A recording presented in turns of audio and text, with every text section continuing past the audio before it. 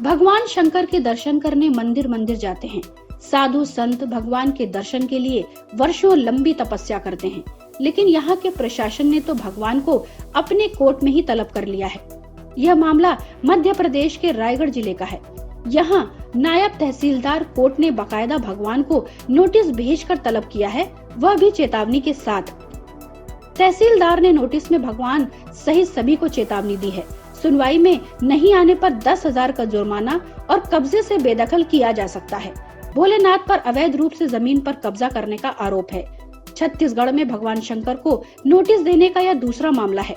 इससे पहले नवंबर 2021 में जांजगीर चांपा जिले के सिंचाई विभाग ने भोलेनाथ को नोटिस जारी कर जगह खाली करने को कहा था।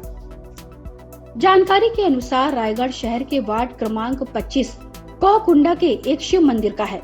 सुधा राजवाड़े ने बिलासपुर हाईकोर्ट में याचिका लगाई थी, जिसमें शिव मंदिर समेत 16 लोगों पर सरकारी भूमि पर कब्जा करने का आरोप है। हाईकोर्ट में इस मामले की सुनवाई हुई। न्यायालय ने राज्य शासन और तहसीलदार कार्यालय को इसकी जांच करने के आदेश दिए। कोर्ट के आदेश की तामील करते हुए तहसीलदार कार्यालय ने 10 लोगों को नोटिस दिया है। कब्जाधारियों को जारी नोटिस में 6वें स्थान पर शिव मंदिर का नाम है। नोटिस में मंदिर के ट्रस्टी, प्रबंधक और पुजारी को संबोधित नहीं किया गया, बल्कि सीधे शिव मंदिर यानी भगवान शंकर को ही नोटिस जारी किया गया है। भगवान शंकर को भेजे नोटिस में तहसीलदार कोर्ट ने चेतावनी जारी की है कि छत्तीसगढ़ भू राजस्व संहिता की धारा के तहत आपका यह कृत्य अपराध की श्रेणी में आता है। आपको 10,000 रुपए अर्थ दंड के रूप में दंडित करने और कब्जा भूमि से बेदखल किया जा सकता है। भगवान शंकर सहित सभी को नोटिस में कहा गया है कि इस प्रकरण की सुनवाई 23 मार्च को नियत की गई है। इस दौरान भूमि में किसी भी तरह के निर्माण की अनुमति नहीं है। जवाब प्रस्तुत नहीं करने पर नियम अनुसार बेदखली और दंड की कार्रवाई की जाएगी। अब पेशी में भगवान शंकर आते हैं या नहीं, यह समय ही बताएगा। नोटिस जारी करने वाले नायब तहसीलदार विक्रांत सिंह ठाकुर का कहना है कि हाईकोर्ट के दिशा निर्देश के बाद यह कार्रवाई की जा रही है। चूँकि मामला सरकारी कब्जे का है, इसलिए हाईकोर्ट में दायर याचिका में 16 लोगों द्वारा जमीन पर कब्जा करना बताया गया है, लेकिन स्थल जांच करने पर 10 नाम सामने आए हैं। इसमें एक शिव मंदिर भी है जो कब्जे की जमीन पर निर्मित है। सभी को नोटिस जारी करके 10 दिनों का समय दिया गया है। उसके बाद आगे की कार्रवाई की जाएगी। इससे पहले जांजगीर चांपा जिले के सिंचाई विभाग द्वारा भगवान शंकर को नोटिस जारी किया जा चुका है। नोटिस में किसी ट्रस्ट या समिति के नाम का उल्लेख नहीं था। शिव मंदिर के नाम से जारी नोटिस के अनुविभागीय अधिकारियों ने भगवान भोलेनाथ को लिखा था कि पटवारी हल्का नंबर 10 जांजगीर शाखा नगर की 1988 वर्ग फीट जमीन में आपके द्वारा अतिक्रमण किया गया है। शासन के आदेशानुसार शासकीय जमीन पर कब्जा करना कानून अपराध की श्रेणी में आता है। Bureau report, public news. Vivek Agnihotri के निर्देशन में बनी फिल्म द कश्मीर फाइल्स इन दिनों सुर्खियों में बनी हुई है। फिल्म में कश्मीरी पंडितों के नरसंहार की कहानी दिखाई गई है। भारी संख्या में लोग सिनेमा घरों में फिल्म को देखने जा रहे हैं। हरियाणा समेत कुछ राज्यों ने फिल्म को टैक्स फ्री भी कर दिया है। छत्तीसगढ़ की राजधानी रायपुर में छत्तीसगढ़ विधानसभा में बीते सोमवार को द कश्मीर फाइल्स का मुद्दा जमकर गूंजा। वहीं इस फिल्म को लेकर जेपी विधायक बृजमोहन अग्रवाल ने विधानसभा में आवाज उठाते हुए छत्तीसगढ़ में अभिव्यक्ति की स्वतंत्रता को कुचलने का आरोप लगाया।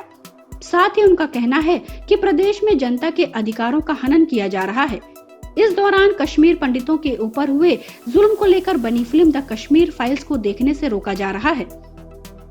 दरअसल भारतीय जनता पार्टी विधायक बृजमोहन अग्रवाल ने इस फिल्म की टिकट बेचने के मामले को लेकर कहा कि रायपुर के थिएटरों के बाहर हाउसफुल का बोर्ड लगाकर इस फिल्म की टिकट नहीं बेची जा रही। उन्होंने बताया कि 10-10, 15-15 टिकट बेचकर हाउसफुल का बोर्ड लगा दिया गया है ताकि लोग इसे ना देखें। इस दौरान छत्तीसगढ़ सरकार नहीं चाहती कि कश्मीरी पंडितों के ऊपर की गई जाति को लोग देखें, कि लोग सच्चाई देखें। बाद में विधानसभा परिसर में संवाददाताओं से बातचीत के दौरान अग्रवाल ने कहा कि कई राज्यों ने फिल्म को मनोरंजन कर से छूट प्रदान की है। उन्होंने मांग की कि छत्तीसगढ़ में भी यह फिल्म मनोरंजन कर से मुक्त हो। विधायक ने कहा कि उनकी पार्टी के नेता और पार्टी कार्यकर्ता एक साथ फिल्म देखेंगे। अग्रवाल के आरोपों का खंडन करते हुए कांग्रेस ने कहा कि भारतीय जनता पार्टी फिल्म पर राजनीति करने की कोशिश कर रही है। प्रदेश कांग्रेस प्रवक्ता धनंजय सिंह ठाकुर ने एक बयान में कहा कि भारतीय जनता पार्टी के लिए हिंदुत्व और हिंदू सिर्फ राजनीति का विषय है और वह हिंदुत्व के नाम पर सिर्फ हिंदू मतों के ध्रुवीकरण की राजनीति करती है। ठाकुर ने कहा कि कश्मीर फाइल्स फिल्म के कथानक के बारे में भारतीय जनता पार्टी जिस प्रकार का आचरण कर रही है, उससे यही स्पष्ट हो रहा है कि भारतीय जनता पार्टी कश्मीर पंडितों के ऊपर हुए अत्याचारों का राजनीतिकरण करना चाह रही है और उनकी पीड़ा से भारतीय जनता पार्टी को कोई मतलब नहीं है। कश्मीरी पंडितों के पलायन की कहानी पर फिल्म निर्माता विवेक अग्निहोत्री के निर्देशन में फिल्म द कश्मीर फाइल्स बनी है। इस फिल्म की कहानी 1990 में जम्मू कश्मीर में कश्मीरी पंडित समुदाय के नरसंहार के पीड़ितों की पहली पीढ़ी के वीडियो साक्षात्कार पर आधारित है। द कश्मीर फाइल्स 11 मार्च को रिलीज हुई है।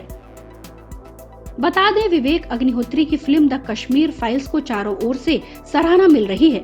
उनकी ये फिल्म दर्शकों के दिल को छू रही है। इस फिल्म की कहानी साल 1990 में जम्मू कश्मीर में कश्मीरी पंडित समुदाय के नरसंहार के पीड़ितों की पहली पीढ़ी के वीडियो इंटरव्यू पर आधारित है। वहीं द कश्मीर फाइल्स 11 मार्च को रिलीज हुई है। इसमें मुख्य भूमिका अनुपम खेर, दर्शन कुमार, मिथुन चक्रवर्ती और पल्लवी जोशी निभा रहे हैं।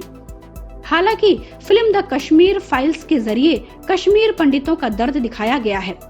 Bureau report, public news. Bihar की सियासत में उठापटक का दौर चल रहा है। बिहार एनडीए यानी बिहार के राष्ट्रीय जनतांत्रिक गठबंधन में जिस तरह का माहौल देखने को मिल रहा है, उससे तो यही लगता है कि सूबे की सियासत में अभी बहुत कुछ होना शेष है। विधानसभा में मुख्यमंत्री और विधानसभा स्पीकर के बीच जो कुछ हुआ वो सब अब जग जाहिर है। बिहार सरकार के पशुपालन मंत्री और विकासशील इंसान पार्टी के अध्यक्ष मुकेश सहनी का बीजेपी के साथ कैसा रिश्ता, बिहार एनडीए में उनकी भूमिका कैसी रहेगी, इन तमाम सवालों का जवाब 10 दिनों के अंदर ही मिल जाएगा।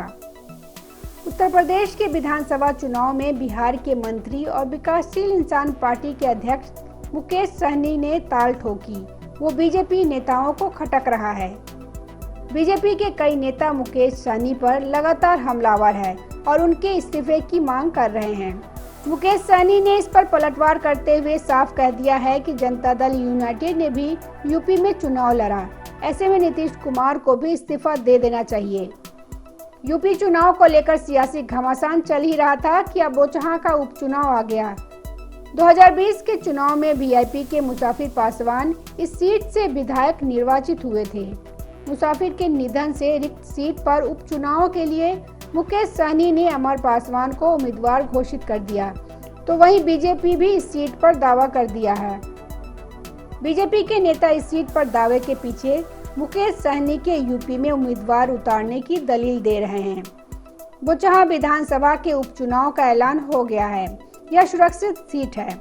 इस सीट के लिए 17 मार्च से 24 मार्च तक नामांकन होगा। इसी अवधि में यह तय हो जाएगा कि वीआईपी और बीजेपी का रिश्ता आगे कैसा रहेगा। भाजपा अगर इस सीट पर अपना उम्मीदवार देती है तो यह अनुमान सही होगा कि दोनों दलों के रिश्ते खराब हो चुके हैं। जदयू की बोचहां में कोई सीधी भूमिका नहीं बन रही है, बावजूद इसके कि 2010 में बोचहां में उसकी जीत हुई थी। 2015 में उसके उम्मीदवार दूसरे नंबर पर रहे थे। 2020 में तालमेल के तहत यह सीट वीआईपी के लिए छोड़ी गई थी। जदयू ने परंपरा के नाम पर दावा नहीं किया था। मुसाफिर पासवान के निधन के बाद बेबी कुमारी क्षेत्र में सक्रिय हुई। करीबी सूत्रों का कहना है कि क्षेत्र में उनकी सक्रियता नेतृत्व के निर्देश पर बढ़ी है। उन्हें टिकट मिलने का भरोसा दिया गया है। संयोग से बीते कई महीनों से विकासशील इंसान पार्टी और भाजपा का रिश्ता ठीक नहीं चल रहा है। बोचहां को भाजपा अपने हिस्से की सीट इसीलिए भी मान रही है क्योंकि बंटवारा के समय यह भाजपा के कोटे में थी। यही तय हुआ था कि वीआईपी को भाजपा अपने कोटे की सीट देगी। हिंदुस्तानी अवामी मोर्चा को जदयू के खाते में डाल दिया गया था। Bureau report, public news.